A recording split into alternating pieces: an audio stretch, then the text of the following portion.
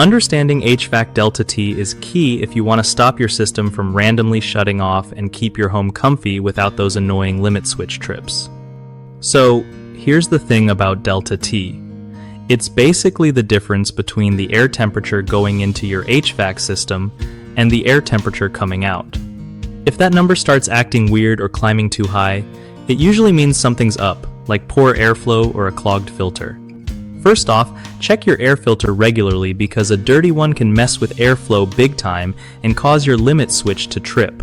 Make sure your vents aren't blocked by furniture or dust. That airflow needs to be smooth. Also, if you notice unstable Delta T readings, it might be time to get your blower motor checked. It could be struggling.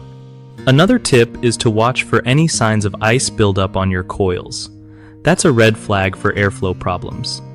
If you catch these early, you can avoid those annoying system shutdowns and keep your heating or cooling running steady. Lastly, don't ignore safety switches. Sometimes they just wear out and need replacing to keep everything working right. One of the biggest mistakes people make with HVAC Delta T is ignoring fluctuating temperatures, which can lead to repeated limit switch trips. Fixing this means regularly checking your air filter and making sure airflow is clear.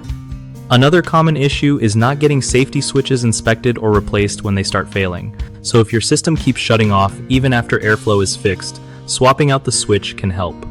Third, a lot of folks overlook blower motor problems that mess with Delta T readings. A quick professional check can save you from bigger headaches and costly repairs down the line. BigHomeProjects.com is all about hooking up homeowners with trusted local contractors who really know their stuff, so you get the job done right without the stress. Plus, if you're a contractor looking for work, it's a solid spot to connect with people who need your skills, making it easier to grow your business.